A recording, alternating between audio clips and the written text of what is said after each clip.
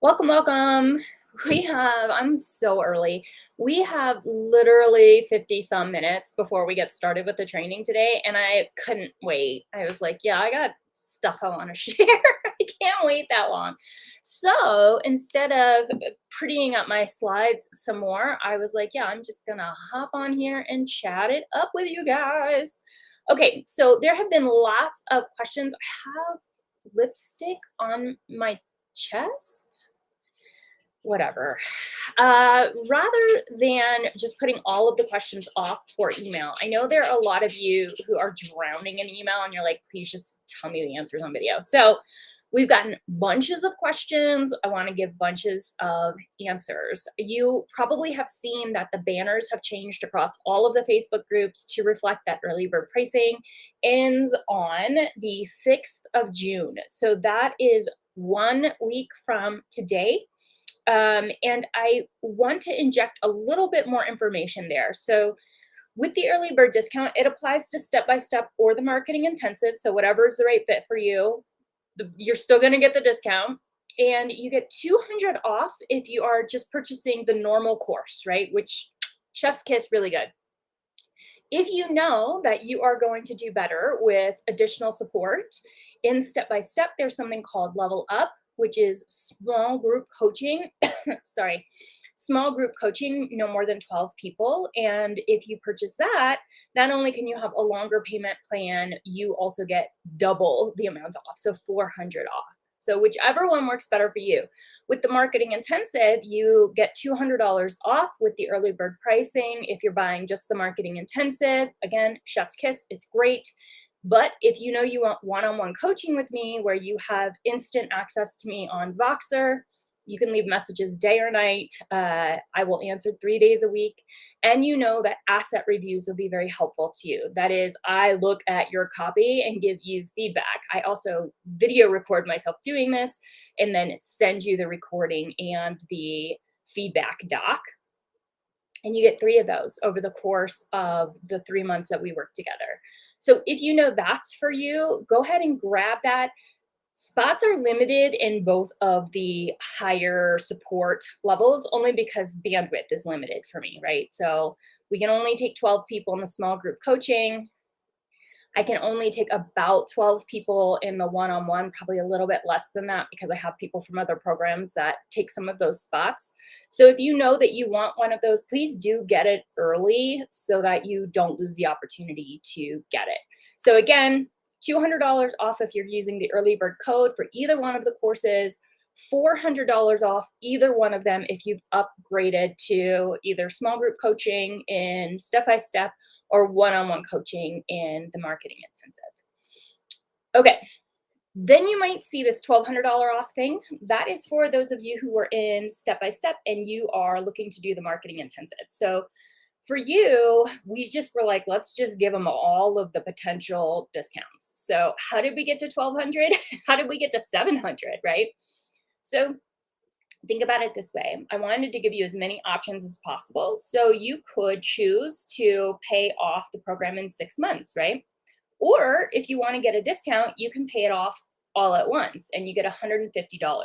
We do that because it costs us money to maintain a payment plan, right? Some people won't finish paying it. There are fees associated with it for us, et cetera, et cetera. So if you want to pay it all up front, you save cashola. If you want to pay all up front, the like higher level, you save more cashola. So you can save $150 or $300 depending on which one you do. If you're a former stepper, you can save all the things plus $500. So just wanted to reward those of you who have been with me for a while. Okay, let me turn my heater off.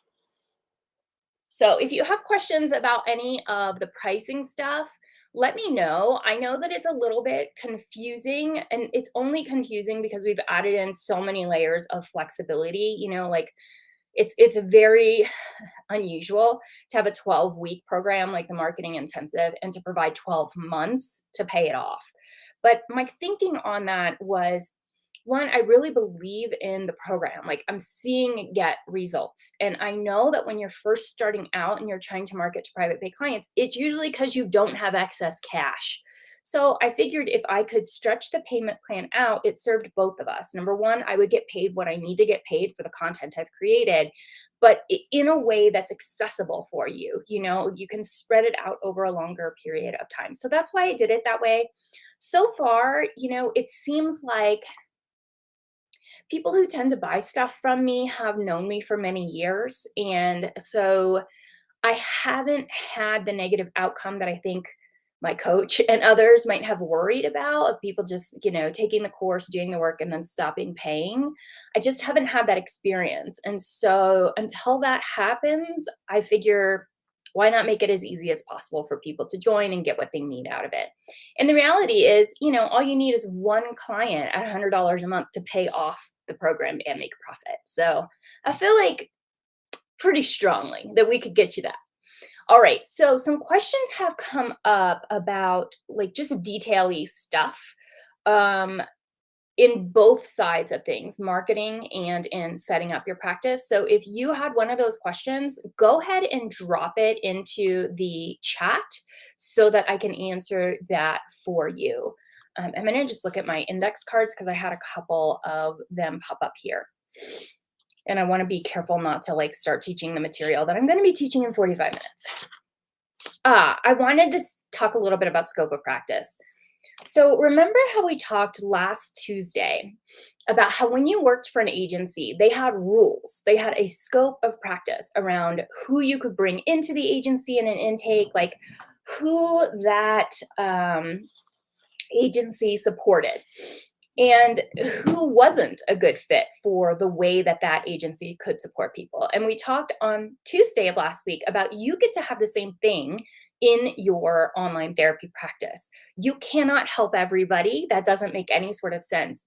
But it does really help in two ways to document your scope of practice: who you help, how you help, who you don't help in your practice, all of that kind of stuff.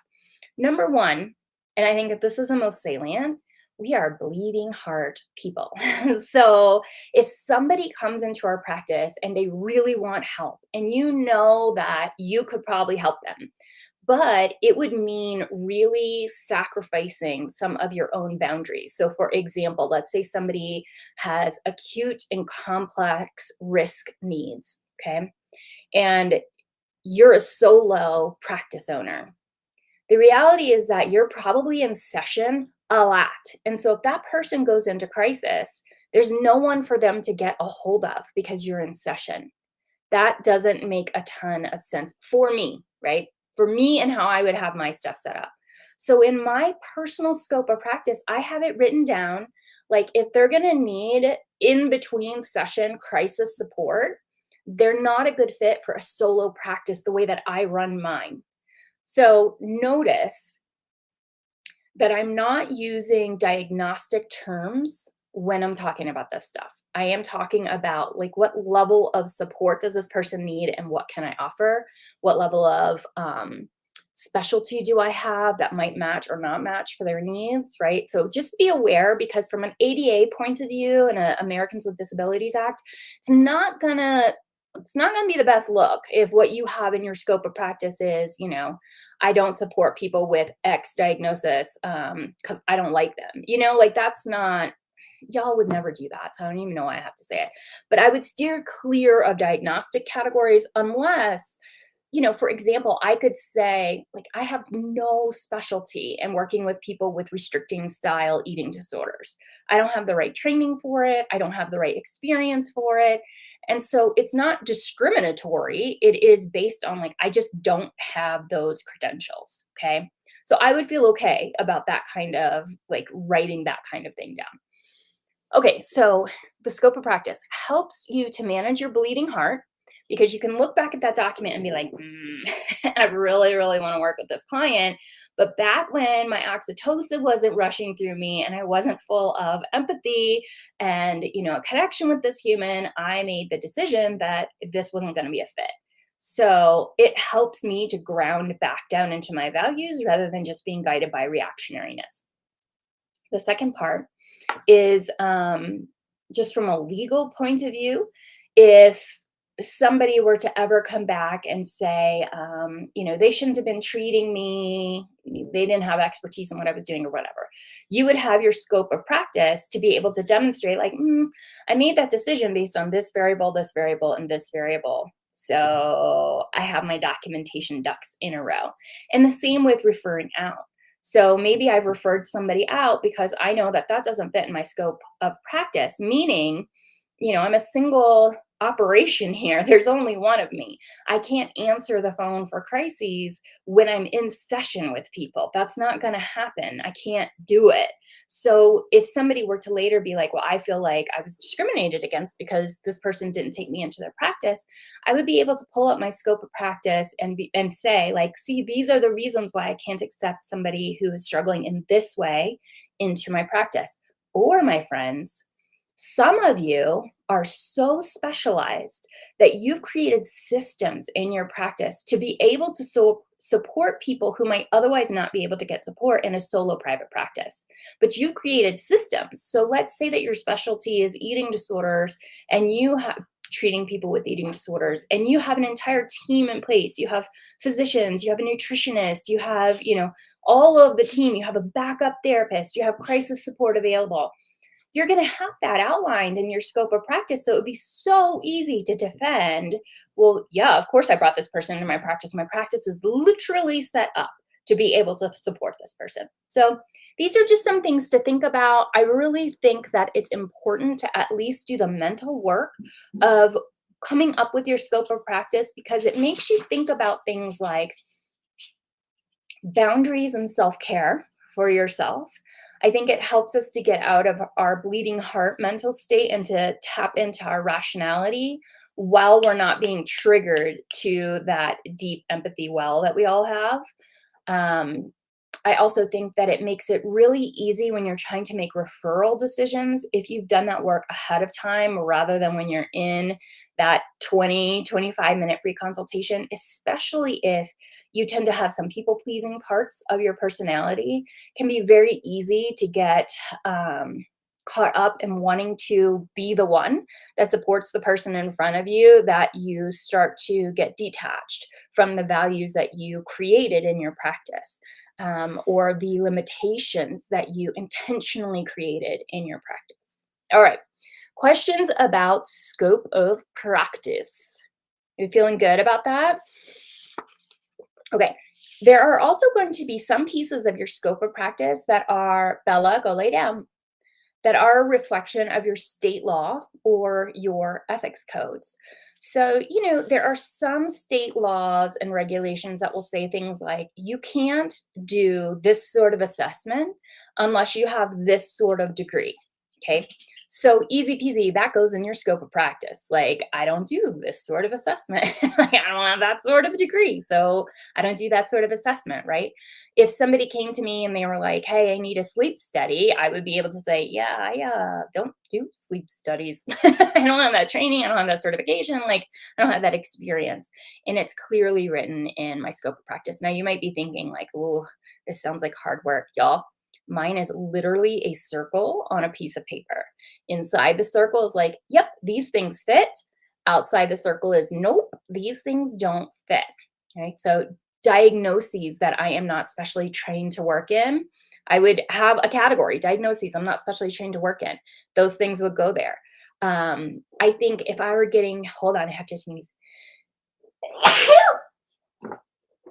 If I were getting fancy pants and thinking through a little bit of marketing, I would also include in my scope things that help me to really know my ideal client. So maybe I'd have an extra circle in the middle. That's like my ideal situation. And in that, I might have complex trauma survivors who have been through the skill building foundational parts of therapy, um, and know how to apply those skills. So what we're not seeing at that stage is like acute emotional dysregulation. We're seeing like they're emotionally regulated. Now it's time to do some process work, right? And I might say, what I've noticed in my own practice is, and I've mentioned this to you guys, I tend to work pretty well with people with narcissistic traits, not a disorder, but traits. except where it's a complex trauma situation. And when there's a combination of complex trauma, even maybe simple trauma, and narcissistic traits, the way that I do therapy does not freaking work as well. Because so much of the way that I do complex trauma work is normalization. And I think that when we're working with somebody, at least me, this is my personal experience with complex trauma and just a slight narcissistic personality style, what really feeds this person is feeling special. And so all the normalization work that I would do runs counter to how their personality needs to receive support to shore up their ego strength. So it's created like a real conflict for me in the therapy room. And I feel like I don't do my strongest work when those two pieces are together, just by the way that I tend to treat people with complex trauma. So you can get that level of nuance, which PS will really help us in writing your copy. So this flows right into marketing. So I would be curious about what kinds of things come up for you about what would fall in your scope of practice. Use sensitive language, please, and what would fall outside of your scope of practice. Let's do a little exercise on it. All right, I am going to start our countdown timer. Unless I see a question here, I'm going to go ahead and pull that up. We're going to get started with the second part, the final part of how to build an online therapy practice, which starts at the top of the hour. So 37 minutes from now, I'm going to pull up. That's how I meant to do it. Countdown timer, YouTube. 30, I bet we're at 36 minutes now. Nope, still 37. Okay, I've become addicted to like the really pretty ones. Ooh, that's pretty. I'll take that one. Uh, there's some really neat stuff on YouTube. Okay, here we go with the timer. You guys are welcome to rewind if you are looking to hear a little bit more about scope of practice. I just talked about that for a little while, so feel free if you want to check that back out. And then I will rejoin you at the top of the hour. We're going to be talking about how to set up an online therapy practice in a way that is legal, ethical, built for success. And going through today is like nuanced day. We're going through a lot of the details and the nuance of what you need to be thinking about to get this little bad boy set up correctly. All right, my friends, I will talk to you soon. I'm going to just turn off my video and mic for now and meet you in Zoom at the top of the hour.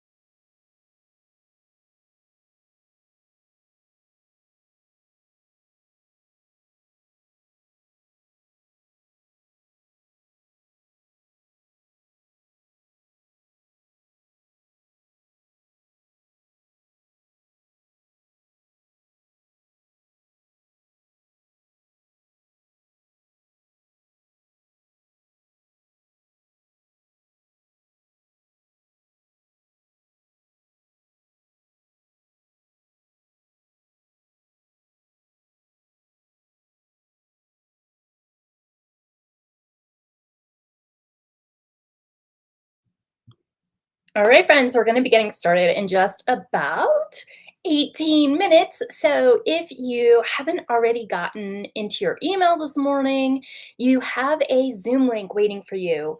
We are doing the second and final of our training series on how to set up an online therapy practice legally, ethically, built for success, all of the good things. And we can do some Q&A today as well as the presentation, so, really looking forward to seeing you there. Zoom room, Zoom room, Zoom room. I am trying to stream these out across social media as well, but that part is a little less guaranteed. The Zoom room is guaranteed. So, I will see you in there shortly. I'm going to just turn off my mic and camera for a little bit while I finish getting ready.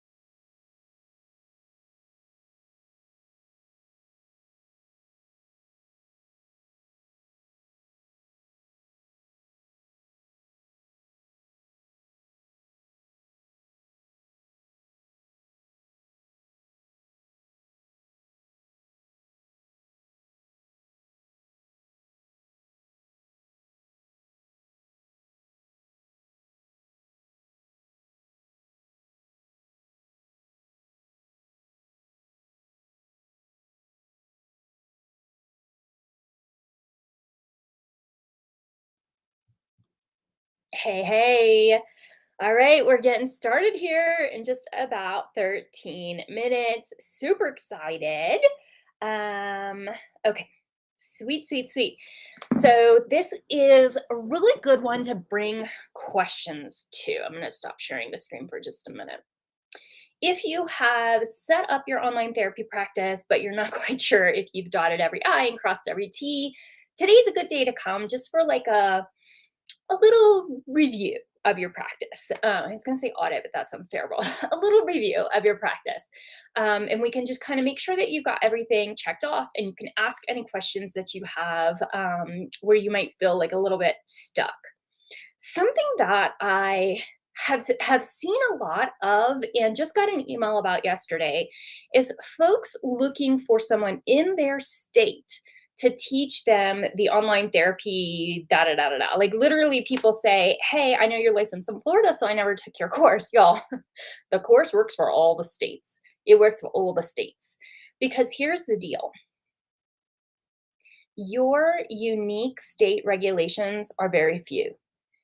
We're going to find them together and put them into your paperwork. You really can't, I mean, you can, but you shouldn't rely on somebody to tell you what is legal in your state. Ultimately, you are the person who will be held responsible. And I know that downloading those documents or even finding them can feel really like stressful and overwhelming. And you read it and you're like, I don't even know what the heck this means anyway. So, what was the point? That's why we're in this course together. So when you run up into some legalese and you're like, what the heck is this saying? You're just going to copy and paste it and put it in the Facebook group and tag me. And I'm going to help you figure out what the heck they're trying to say and how that needs to be reflected in your paperwork. Over all of these years of helping therapists to set up their online therapy practices, we've managed to go through a lot of state regs and code of ethics. And what I can say is that the vast majority really overlap. And I think we're moving more and more into that as the nationalization of mental health care continues to unfold. So I think it's going to get less complicated, not more. But in the meantime, I really want to help you to cover your booty. And I mean, I know we all worry so much about that, but the reality is all of these pieces are in place to protect our clients. So it is important not just for our own paranoia and booty coverage, but also because they have been thought out and put into place in order to protect our clients. And we're on that bandwagon. We want to protect our clients. All right, so what I'm gonna do, because we are 10 minutes till, I'm gonna go ahead and leave you guys here on social media and hop into the Zoom room. Hope to see you there, and let's go jump into it. Let's get some stuff